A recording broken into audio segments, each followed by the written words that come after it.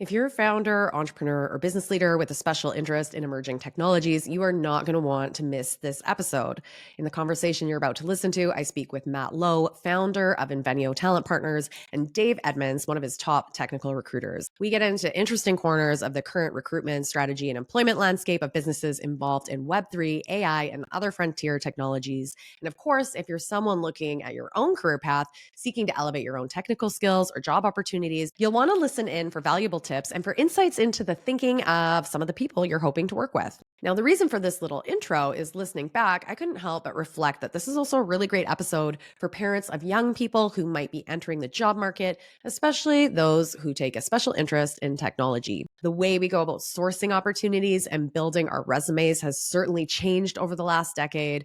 So we sort of get into the nitty gritty and the avenues in which companies and talent are finding one another today in emerging tech, which are definitely creative and resourceful. However, I also couldn't help but stop and wonder if young women and girls are making sure that they're inserting themselves in the right places or ensuring that they're finding ways to build strong professional networks, finding communities where they can not only learn, but also build their own professional profiles, particularly in emerging tech. As an example, later on in the episode, the guests touch on how they often look to online platforms such as Reddit, Discord, and Twitter. And I stopped to ask myself whether or not that's a place where young women and girls interested in technology are finding themselves. I actually don't really know the answer. And admittedly, as an elder millennial, it may not be my place to make that judgment or assumption or generalization. But I do think that it's safe to assume that if we did a demographics poll of those platforms, that we would find the majority of users are male. Now, this is certainly not a criticism of recruiters. I think it's innovative and super interesting that they're spending time on platforms like this. I think my point is more to plant a seed, especially for parents or mentors of young women to think about, are there gaps in online communities? Are there alternative platforms that can be used or existing platforms that can be more effectively used to help young women be more visible in this emerging job landscape? Anyhow, that's just food for thought. Matt and Dave get into a bunch of interesting stuff, including what to think about as you hire your initial teams and further along as you scale. Some of the things I was curious about that we get into is like where to find top talent in tech. What are folks who are looking for jobs thinking about as they enter spaces where there might be less job security or at least more volatility? What about company equity? Are emerging tech organizations thinking about culture? And what are job seekers and employers thinking about when it comes to AI?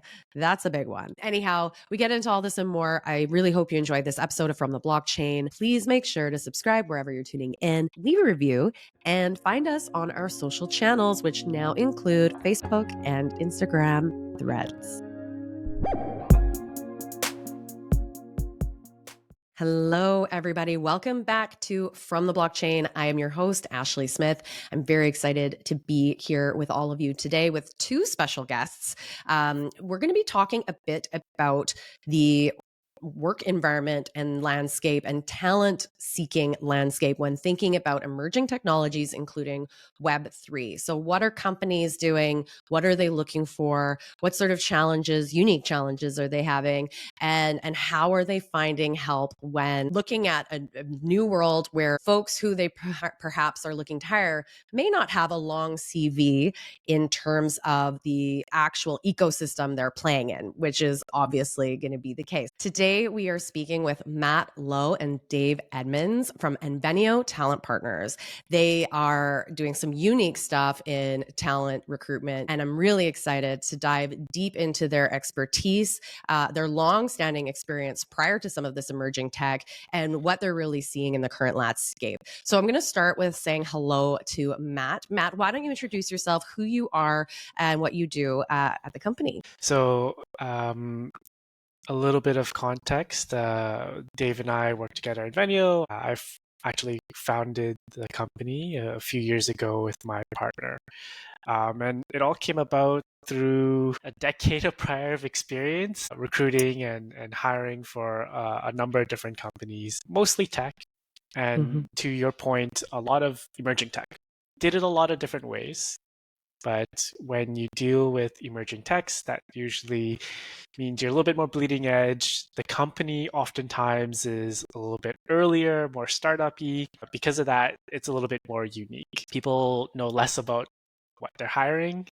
There's less people that you can hire. And so being able to be more flexible in your model and how you approach things, how you partner is really important. And that was really the impetus for us creating and founding Invenio. The idea there being, rather than some of the more traditional contingent type of models where you basically get paid to put a bum in a seat, and sometimes the alignment of, let's say, interest is not optimal.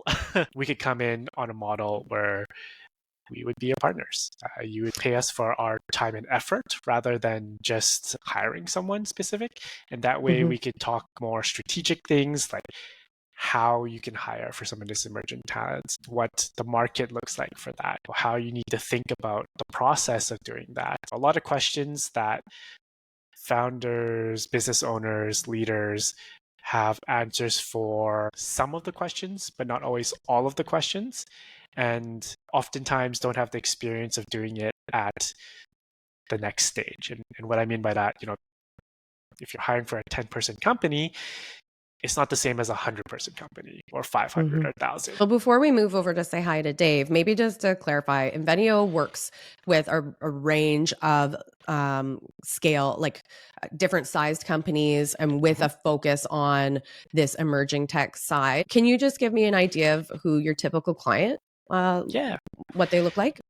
Absolutely. So typical client is, for the most part, earlier stage. So startup, you might have funding like a seed, series A, B, C type of thing, and growing. So they're at that portion of their life cycle where they're scaling and usually getting into next stage. We have some larger, more mature companies that we work with as well, but majority of our companies are at that stage. Industry domain-wise, all over the place, everything from like autonomous driving to AI of many different kinds to, of course, Web3. We've been doing a lot of that over the years, something we're really excited about personally, of course, to just traditional software, SaaS type of companies. But you name it, we've done a little bit of it. And Dave Edmunds, welcome to the show as well. Dave, you're a technical recruiter with background in hiring engineering and go-to-market staff for some of the fastest growing companies in Web3 and tech. I know you've had a range of experience with, startup style companies to some pretty big ones as well. Dave, why don't you tell us a little bit about yourself and how, you got involved in Invenio and what you're thinking about in this landscape? Totally. Well, thanks for the intro. Nice to be on here, Ashley. My story, very similar to Matt's. Started off in the Vancouver market in a boutique agency servicing more of the Vancouver market, startups here, and established companies, mainly on the tech side, like you said, go-to-market product. During COVID, made a pivot over to the San Francisco market, where I was supporting rapidly growing companies like TikTok and other startups in the Bay and across the US. So that's where I started getting to a deeper kind of line into, call it, more enterprise Web3. So yeah, my background comes from more rapid scale, highly technical roles. And like Matt said, kind of a similar background of, if it is highly technical and those people are hard to find or maybe don't even exist yet, that's the stuff that I would love to work on and I have been working on. It's with Invenio, joined the team earlier this year. And yeah, we're just making a big concerted push into even more frontier tech, a lot of Web3, like Matt said, but really, like I like to say, if it is just getting started, we like to hire for it. So I guess before we dive a little deeper into some of the unique challenges and some of the anecdotes that maybe you can help bring some color to this experience for our audience, what I'm wondering is, I'm sure there's folks listening and they are probably wondering just about the landscape in general. So what I mean by that is, over the last year and a half, there's been a lot of ups and downs, not only in Web3, blockchain, crypto technology, but of course, just in the tech sector in general. We know that companies have tightened their purse strings to some extent. Perhaps that might be changing, at the moment. Maybe you can speak to that. I'm not sure, that's just kind of my feel. But if someone's listening here and thinking about what you do, they're probably wondering, are people spending money on hiring, and are they spending money on having people help them hire for these particular roles? So what are you seeing in the landscape right now, generally revolving emerging tech and perhaps with blockchain and Web3 tech in particular? It's a good question. We could probably spend a lot of time diving into that one, to be honest. Like you said, it's been a bit of a tough couple of years for sure, specifically in Web3, but in tech in general. The good news is, at least how we're seeing it through our lens in the market, it seems to be picking up. Optimistically, I'm looking into earlier half of next year as when we'll start to see some of the actual companies in the market start to turn around and start to build again. As to the feel of the market as it is today, it's slower. The fact of the matter is that there's a big crunch on these companies to spend smartly, not necessarily conservatively, but if you have pressure on you to spend in a certain kind of way, then you're going to want to be really practical about it, really conscious about where you're spending. So are people spending money to hire and with companies like us to help them hire? Yes. But rather than say like everyone's hiring and everyone's trying to find something, it's like there's a select group in the market that is hiring a lot and hiring for more difficult roles, more complex searches, and they're spending more money in kind of a more concentrated manner than a broader manner. Are you able to add some clarity as to like what those types of roles are that people are actively looking at right now? Well, it's a good time to be in AI. Right. It's like a hot button thing, but the more senior roles, the more technical roles, the more niche roles, whether that's like domain or industry expertise, those are still in hot demand. The search for good people has not stopped. Yeah. It does seem like this very strategic approach to hiring, as you mentioned, matters more right now.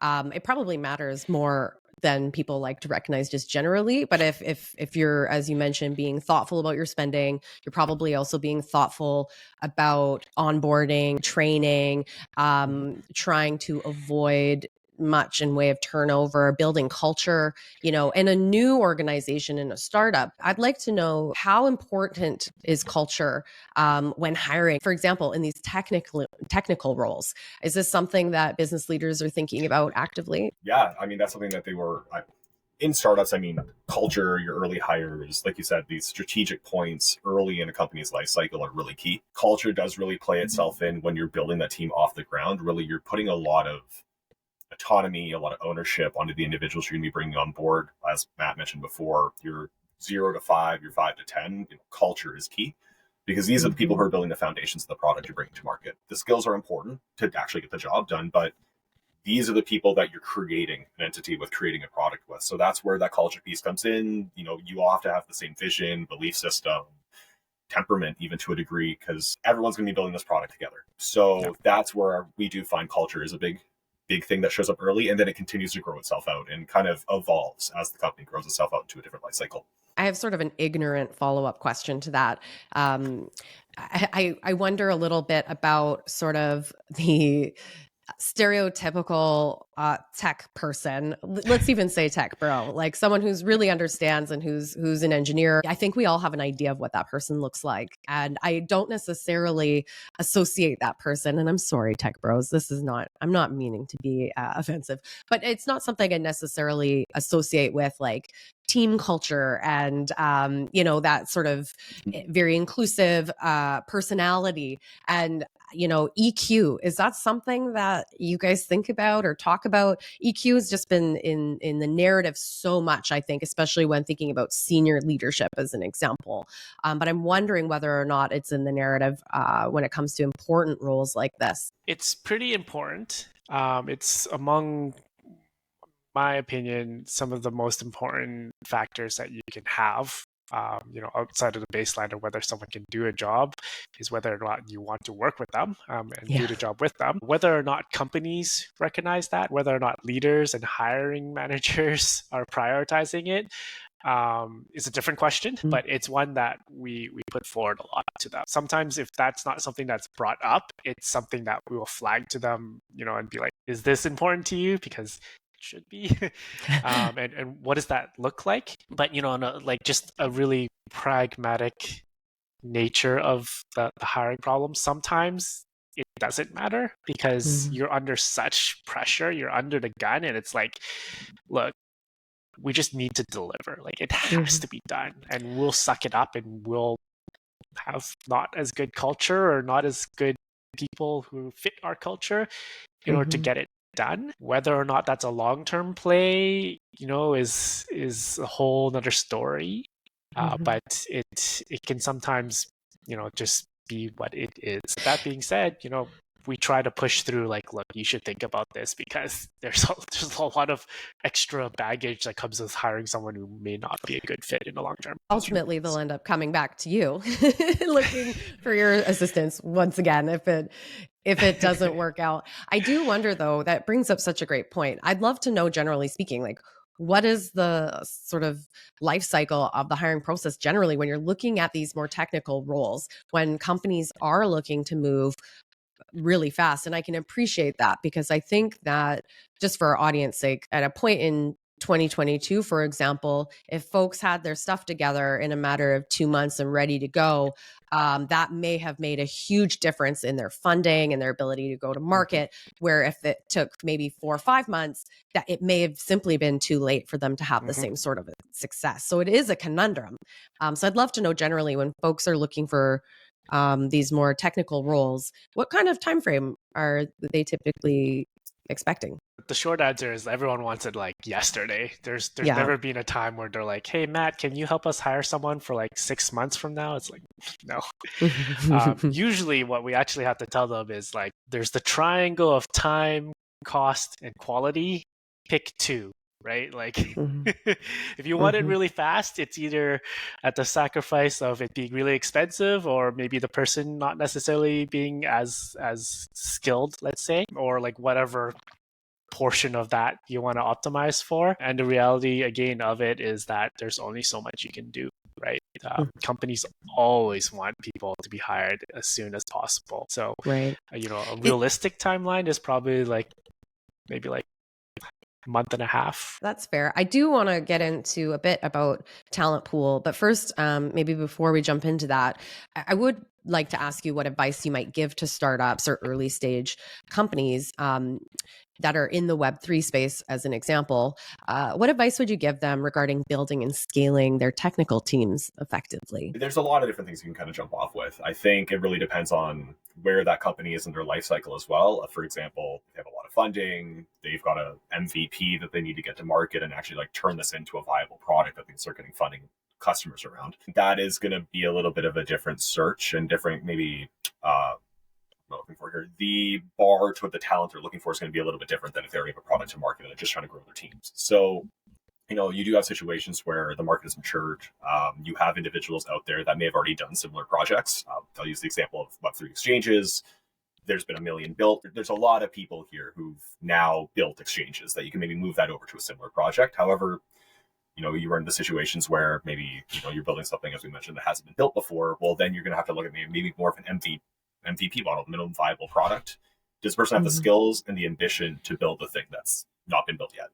So that's my little quick answer, but I'm going to hand it back to Matt. But I think it really does depend on where that company is in the product lifecycle. It's a question of why. Usually first is like, okay, you want to hire this, but why are you hiring it for it? And ultimately, what I normally put back to the companies we work with is the answer to why is usually they need some kind of business impact. And what is the business impact, right? And you start from there. If they have something, to Dave's point, really well defined, you have a really good idea what this looks like, then the process to get towards it is relatively straightforward. You know what it looks like, you just kind of replicate it. If on the other hand, you have no idea what it looks like, the process of where you start hiring can be a lot more vague, and what you're hiring for can be a lot less defined or less clearly defined. And so you need to start by asking the questions of, okay, where do we need to start? Do we need to start at like, what even is it that we need to build? And like, we need to find the people who can ask those questions and get those answers. Is it the person who knows what we're building, but needs to kind of like define what that will look like, shape it out? There's a lot of different things, but ultimately it's like, what do you need to get done? What is the actual impact you want out of this? And then you kind of define from there what that looks like and start to build what kind of hiring process you need to support that, because it'll look very different depending on what that is. I wonder, if folks are listening and they're thinking about hiring and they're in the position where, they'd like to seek out support through an agency such as yours, first, I wonder how frequent do companies come to you well prepared? Like, I guess my question is, if they're feeling underprepared, is that normal? And just to build on what you just mentioned, do you help walk them through some of these things if they're not quite there yet? A lot of the reasons why we built Invenio is because the emerging tech, the early stage companies that we love to work with, they don't have all the answers to those questions. Sometimes they don't even know to ask those questions. Right. And so in the way we work right now, where we can partner in and embed ourselves, we really have an opportunity to take a seat at the table and ask these questions. We have the benefit of having hired for hundreds, if not thousands, of companies and roles, and we've seen a lot of the goofy stuff, the really strange things that people have done, and we can give you some insight into how maybe you could do it better, what kind of questions you should be asking. And the way we do it now, like, that's what you would hire us for. You would bring us on to figure out your talent recruitment. And it doesn't matter if you don't know the questions, you have all of the answers, you're somewhere in between. We can sit there and help you figure it out, help you get through to the right type of process. And hopefully, the idea is we leave you enough with kind of the process we develop, the ideas, the strategies, the tactics, that eventually you scale beyond needing us. And, we go to help on the next person who maybe hasn't kind of nailed all of that, or just bring us back whenever you need help. We're happy to do that too. I have a sort of almost selfish question, and it's purely curiosity, but I have to wonder, in particular with the startup type of company that you're working with, the founders and or the CEOs, typically speaking, how often are they coming with a tech background? And the reason I'm asking is, as an example, I've spent a lot of time, looking at blockchain, Web3 technology over the last few years. I'm by no means a technologist. I don't understand how it all works. I just know that there's potential for things to work. I also have a background in an industry and sector where I'm like, I have some ideas, right? And I'm just wondering how often you're finding people like me with ideas who are able to go and get funding, but then this technical side of how to really build what it is you're wanting to do. Do a lot of people look like me, or are they more the tech people coming forward that you're seeing that are having success? I'll answer this in a couple parts. In particular to Web3, well, I should say in particular to emerging tech, yes, you are more the exception than the general person. And because it's emerging tech, there's bias there. Outside of emerging tech, I think it's a lot more balanced. I think it's closer to 50-50. And in my personal opinion, whether or not you are a technical person as a founder or leader or whatever, generally, if I'm going to be honest, the more important piece is being able to drive the business. Whether that is getting funding, or that is finding clients, or that's figuring out how to build a product or service or whatever that is, that side of the business is the business, in my opinion. Ultimately, tech aside, you can figure out a lot of things on how to have it work. It doesn't even necessarily need to be a tech solution all the time. But if you don't have a business model, a business plan, a way to build a business, a way to reach your demographic, you can't just do tech for tech, is what I'm trying to say. That being said, especially in emerging tech, but in general, someone still has to build it at the end of the day. So it really is a partnership that requires both sides of the equation. The more niche side of it usually is the tech side in emerging tech. So that's why, there's a big bias towards, there's a lot of technical founders in emerging tech, because who else would be pushing the emerging tech as the tech people, generally speaking. But there's in the wider scheme of the world, the majority of owners are not necessarily technical. It's people who have a business idea and they want to build the business.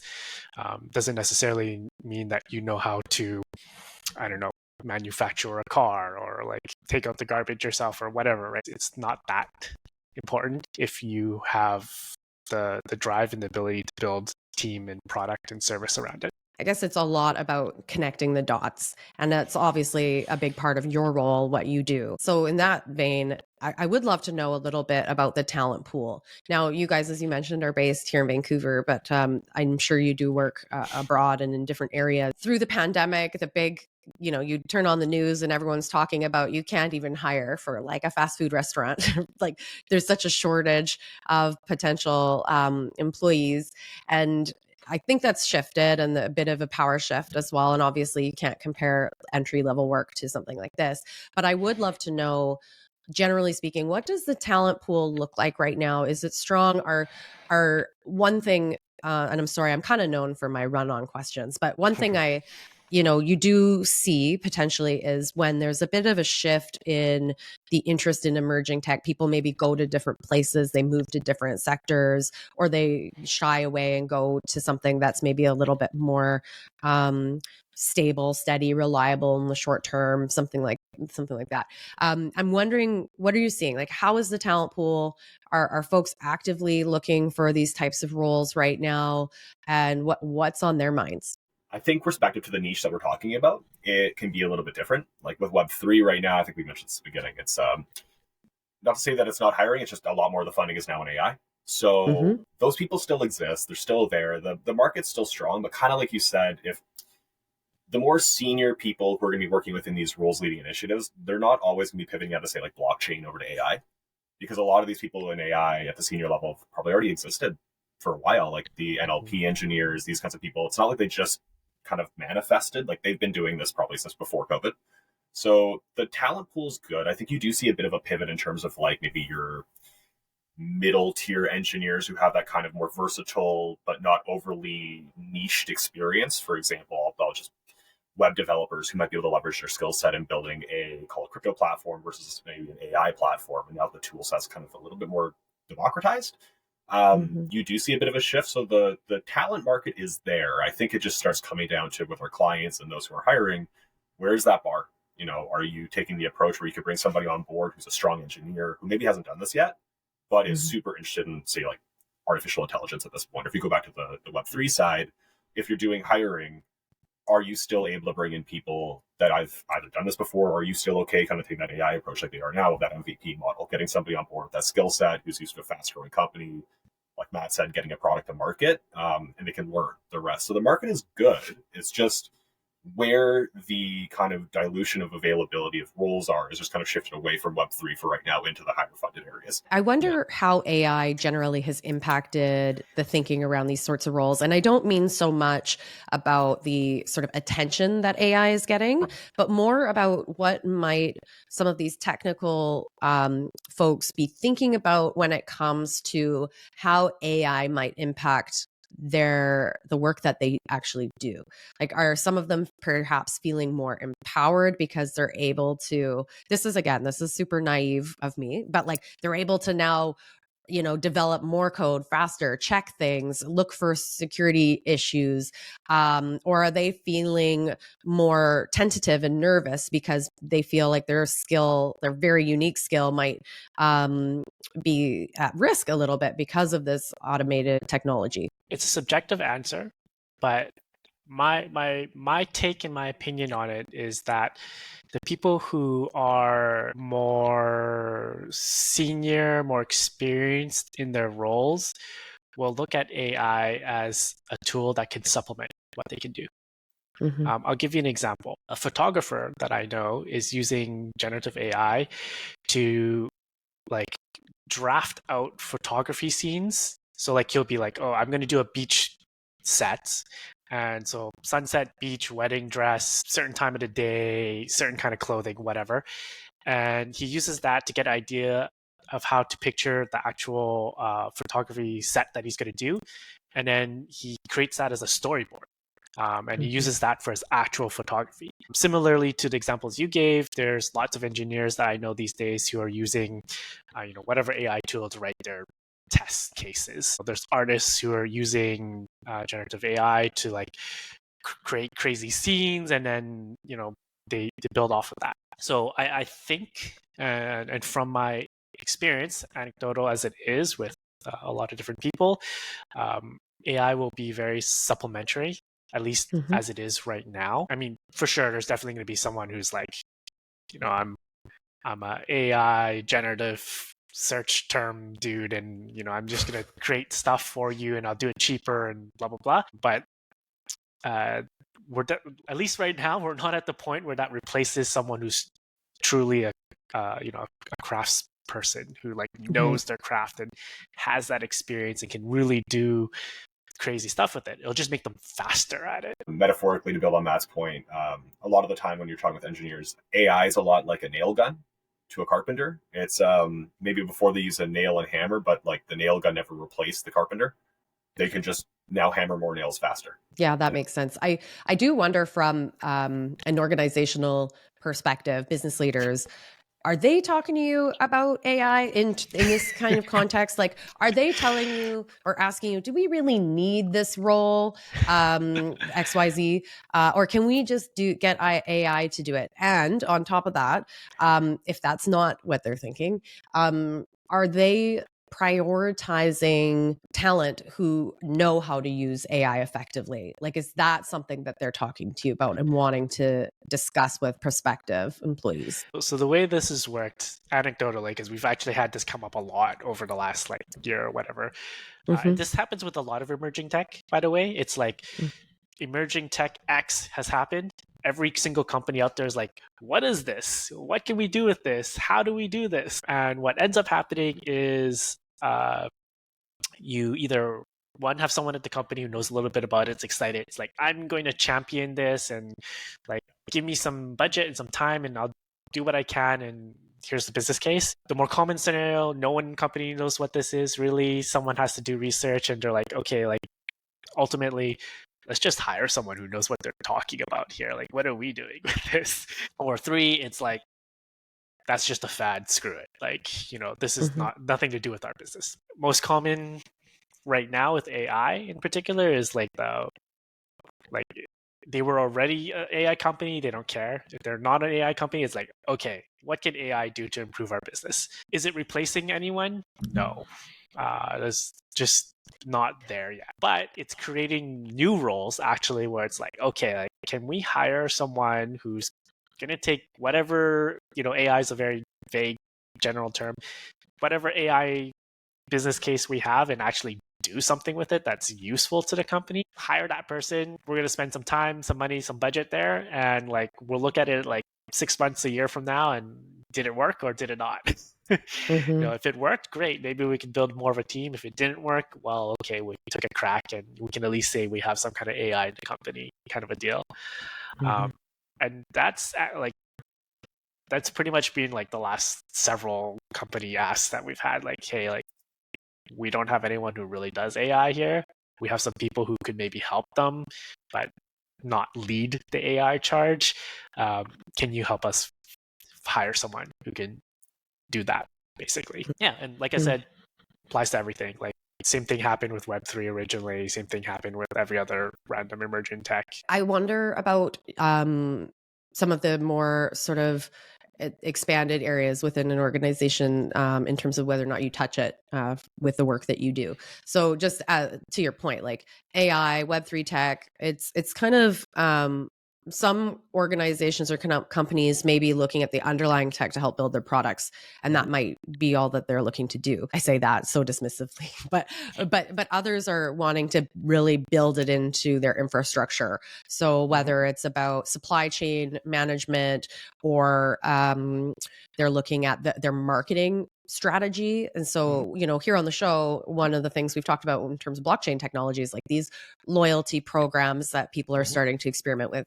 And what it seems to me is a lot of the companies who are trying this and doing this maybe well, it's not so much starting from their IT teams. It's actually more of a marketing arm and an idea of, something they want to give a try with, and but they need folks that better understand kind of the ecosystem and what can be done. So my question is for you, are you touching those sorts of roles as well? Like, even social media managers. I know that sounds kind of silly and maybe it's a little low on the pay Not at all. scale side of things, but like if you need folks that know how to speak the language, are companies looking for that? And is that something that you help companies look for? Yeah, absolutely. To your point, understanding the community, the landscape, the industry, the domain space across any of like whatever version of that is, whether that's Web3 or otherwise, is important. Sometimes it's a little underrated. Sometimes companies are like, whatever, marketing's marketing. Sales is sales. We've just figured it out. But if you want to be the most successful that you can, it's really, really helpful to have someone who knows what they're dealing with, what they're talking about, and can communicate that to whoever your audience is. And so we do that very often. In fact, it's a really common ask is like, hey, like, can you bring in someone who understands X? Like whatever their role is Y, they also need to understand X. And that might be the community, the industry, the domain, etc. But it's that thing that those two things combined make the ideal hire across whatever space that is: creative, marketing, sales, finance, etc. So I do have a couple questions. Whether people are, say, engineers or maybe more in some of these separate roles and wanting to elevate their career and they want to make a shift in their professional pathway and they're trying to figure out how to best position themselves to find new employment. When looking at emerging tech just in general, let's just say, what should they be doing? What should they be thinking about to have themselves stand out as a great candidate, for a number of different companies? Not to kind of sound like I'm using the oldest recruiter advice in the book, but I think it is really important for the first main thing is like if you're going to start applying for roles, like target and customize what you're doing. Because you do, as somebody who's going to be working in frontier, industries, if you have a little bit of experience, how you present that can be just as important. So I know Matt and I were talking the other day about Web3. If you want to make a move into, say, like an exchange, I'll keep using this example. Well, maybe you've worked for a small exchange, maybe you've worked for, Coinbase or Kraken or Binance. Being able to take that experience, the tools, and literally the projects you've worked on, and be able to frame that for the hiring team that you're applying to, that is going to be that kind of, like Matt saying, that holistic packaging of experience. Because at the end of the day, it's not just like, have you used React or Node or Java or C++? It's, have you solved this problem with these tools? And if you've used these tools, you know how to solve these problems. Like, it's making sure you articulate that through your application process, because that's what we're looking for. Really, it's like, are we going to hire the individual, like Matt said, who have both the skills and kind of the cognitive know-how to solve this issue that our clients are having? What's generally a good starting point for someone that maybe doesn't have the work experience, maybe can't necessarily answer some of those questions well yet, but they want to? Like, we've kind of moved beyond the days where people have, a prerequisite on a job posting is like, your 4-year degree or whatever. Like, how are you finding quality candidates are building their skills in an effective way where they can showcase those skills if they don't have the previous work experience? So the way this is kind of typical to emerging tech, but the way you go from like, I'm interested to like professional, this is my career, is by doing anything you can. And what I mean by that is like, start doing it as your hobby. Start building projects. Start putting stuff into a portfolio. It may not be at the professional or career level, but anything that you do there is building relevant skill sets. And especially in emerging tech, as I was mentioning, having an understanding of the community, the industry, the space, the lingo, just the type of people who are involved can be a really valuable asset, usually is a very valuable asset. So to take that, add on to it, like, hey, like, whatever you are, you're an engineer, you're an accountant, you're whatever. I'm also doing this fun stuff in Web3. I figured out how to do Web3 accounting, whatever that looks like. I figured out how to build this small little tool in, on whatever platform or tool set. It doesn't have to be like, hey, like in order to work at, I don't know, some big crypto company, you have to have done specifically what they're doing. But to be honest, in order to stand out, you need to do something, right? You need to be able to say, I'm working on it. I have this enthusiasm, this passion, this interest. And here's where you can see all of that. That's a big thing to Dave's point. How you present that, it matters, right? Like it's one thing to have on your resume and, you know, at the bottom it says interests, blockchain. Great, now I can apply it to all these blockchain companies. It's like, okay, so what? I'm assuming anyone applying to a blockchain company, unless it was by accident, has an interest. So, you know, instead it's like, okay, like I took these online courses, or here's a link to my website where you can see all these little things I've built, or, you know, examples of like fake work that I've created just to work on this and have some kind of showcase. There's no magic answer. It's a bunch of little baby steps and incremental things that you do to show your interest, your practice in whatever this is, and put that in front of whoever you're trying to get involved in. And I don't know if this has changed so much, but it's just maybe changed the way that I look at the world. But I think traditionally speaking, you'd see a job posting, you'd see the qualification requirements, and it's kind of a checkbox, right? You're kind of going through the list. Do I have this? Check, check, check.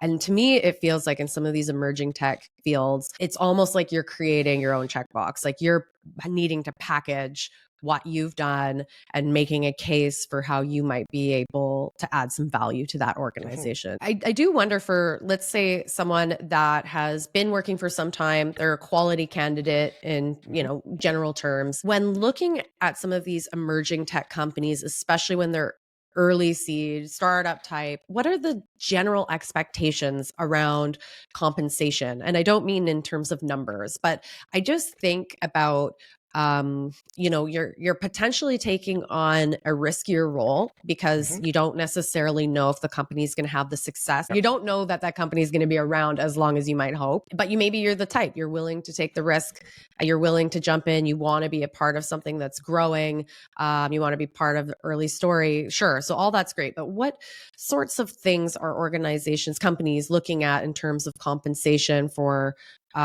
these types of employees? And this might be a super basic question for anyone that's in startup culture. But for me, I actually have no idea. What are they wanting? So normally the startup spiel is, okay, you're probably taking a hit on cash, but here's some equity.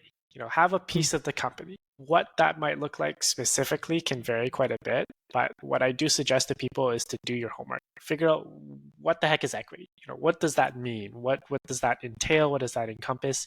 And understand what you're giving up for what you potentially are gaining. It's not quite as simple as like, here's like a lottery ticket and hopefully you're, you get to cash it in one day, but sometimes it feels like that. And so if you're the kind of person where you're like, I love it, I want to be able to dream about cashing in that lottery ticket, and like I'm already picturing my $50 million payday and what I'm going to do with all this money. That feeling, that kind of vibe of like, I love to dream, the high reward at a high risk potentially is what drives me. Then that equity component is something that you're really going to want to understand, right? Like it's the excitement. It's what a small company can offer you, because frankly, they don't have all the money that bigger companies have. Not that bigger companies always pay the greatest either, but at the very least, you're much more likely in a small company to have that kind of equity component of your compensation. Other things, that intangibles that should hopefully be a factor that you're thinking about is emerging tech is exciting, right? It's emerging tech for a reason. You can have that impact, that value of being not just a cog in a wheel, but like if you're the first person in a company or the first 100, even the first few hundred people, you're going to make a real impact. You're going to have real tangible impact on the business, on the company, and you're going to be able to do things that you may not have the opportunity to do at other companies. There's a lot of different reasons to be in a startup or in emerging tech, but a lot of it is driven by your passion, your excitement for opportunity, for impact, for maybe that payday. But to be honest, if you're really looking for a cash check, you should get into like investment banking and just call it a day or something. I do. I'm recognizing right now what a newbie I am and an amateur, because I have some questions for you that I think folks who are just familiar with this landscape, they know the answer generally. But I am wondering, for these companies, when they're coming to you and they're, for example, offering equity to their prospective employees, are they coming to you having a game plan? Like they've spoken to their lawyers, they've spoken to their accountants, they have a framework for, how much equity, for example, they're likely planning to share in the first 2 years, and they know how many employees they're expecting that's going to cover? Like, is there a scale here where that sort of ends, I guess, and to what end do companies come not knowing that and you're helping them? It's a really good question. Any experienced founder will have those answers. An inexperienced founder, talk to your lawyer, talk to your accountant, but also there are a ton of resources out there. Y Combinator has a guide out there. There's a number of really famous people coming from like A16Z or whatever VC groups out there who've put it out like templates effectively. Like you're this stage, this is what percentage of equity you may want to put up. This is how this might roll out to specific roles, like your very senior person, your founder, your executives, or whatever. So there's a lot of resources out there. It is important to get it right because you can't take it back. It's not very easy to take it back, I should say. If you put up a certain amount of your company, you have to realize that you are putting up a certain amount of your company. Like if you're saying like, I'm willing to put up 10% of my company to my employees, that's 10% of the company you no longer own effectively, right? Like you don't get a cash out on that. A really, really amazing example. Locally, Plenty of Fish, 100% equity. Just like $0 went to anyone but that person, right? Like that's amazing. Much harder to do, certainly.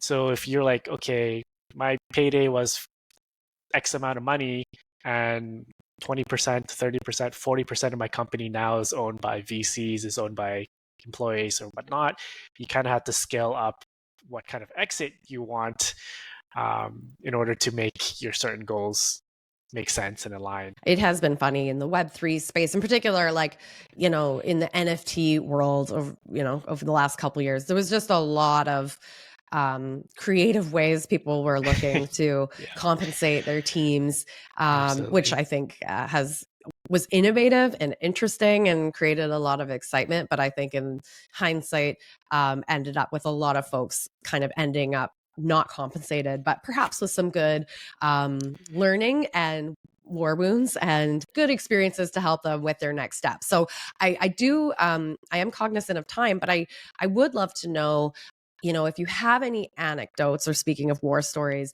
anything that you think would be interesting to share with our audience in terms of some of the work that you've done that might be unique to some of this emerging tech world when it comes to recruitment or placement. Just on the nature of finding talent, I think this is just a fun one. When you get into these kind of more modern niches and tool sets and so on and so forth, like Matt's saying, your search gets to become a little bit funner in a way, because you're not just on LinkedIn looking for people. I know like there's been points Matt and I have been hanging out in like Reddit subreddits for tools that are very specific to Web3 and attending product demos to learn and talk to the people who are doing like using these tools on a daily basis. So we've had some Web3 clients out of the States where literally I do my recruiting on Reddit rather than going on like a LinkedIn or something, or a GitHub. Discord, yeah, there's a lot of really fun ones where you kind of get outside of the norm where it's just in-mail blast everybody.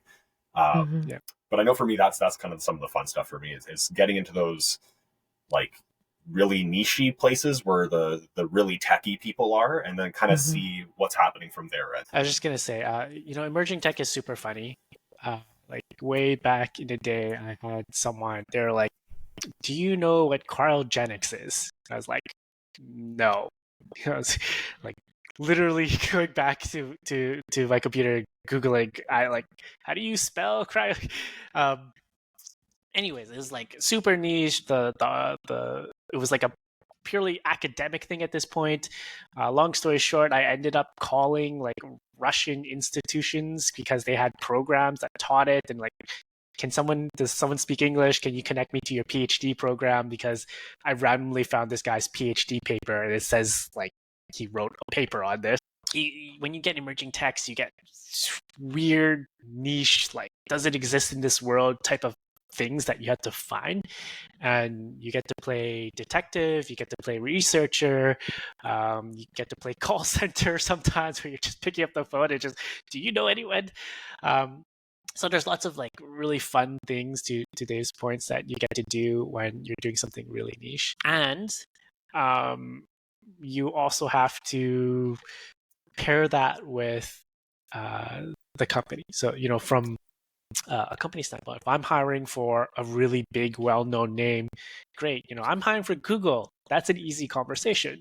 Yeah. What if I'm hiring for Rugal? Oh, you've never heard of Rugal? Like, here's what they do. Here's all this. Here's all the benefits. Here's the compensation. Here's what we're trying to achieve. Here's the impact, the mission, etc. And then circling back to the point about equity. Oh, by the way, we pay like middle of the market or below market, but we have a lot of equity, or you have to balance all these things to put together a persuasive argument.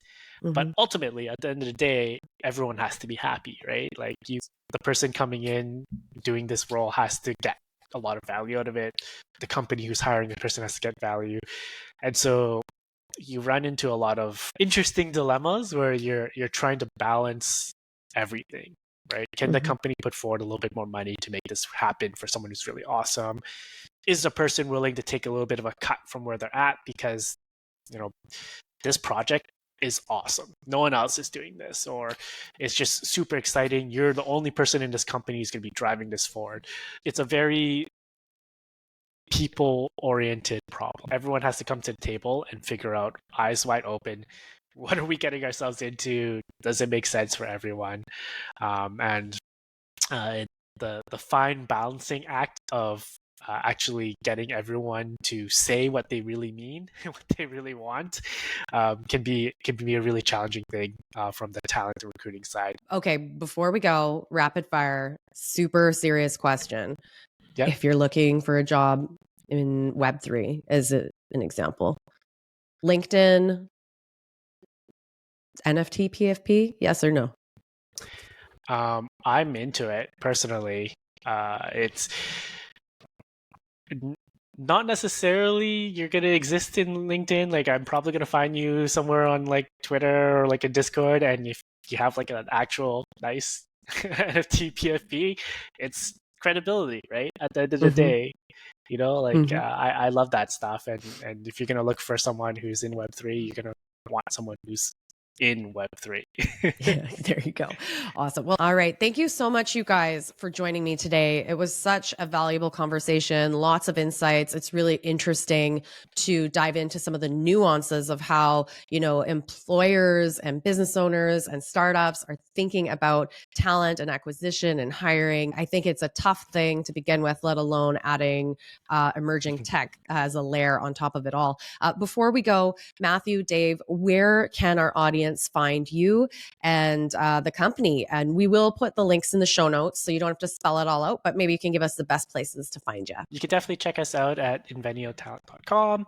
I'm easiest to grab on LinkedIn for sure, but you can definitely find us on Twitter, Instagram. I think we're like on all the socials for the most part. Personally, like I said, for me, LinkedIn is where I live most of the days. It makes sense that you would be there. Dave, yeah, that's where I think we first connected, was on LinkedIn. So very active on there. And you guys obviously share a lot of interesting things, through your channels as well. So I would encourage everybody to find Matt and Dave and Invenio on their website, and we will have all the links there. So you guys, cheers. Thank you so much. Maybe we can grab another conversation in the future, talk about this evolving landscape.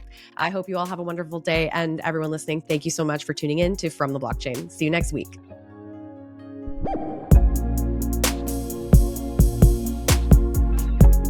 Thank you so much for tuning in to this week's episode of From the Blockchain. I really hope you enjoyed the show. If you have any ideas about future episodes, including themes or potential guests, please check for a link in the show notes. Happy to hear from you. Also, if you're interested in being a potential sponsor for From the Blockchain, I'd love to hear from you as well. Check for a special link just for you in the show notes. All right, everybody. Again, thanks for being here. Love the show. Love being with you.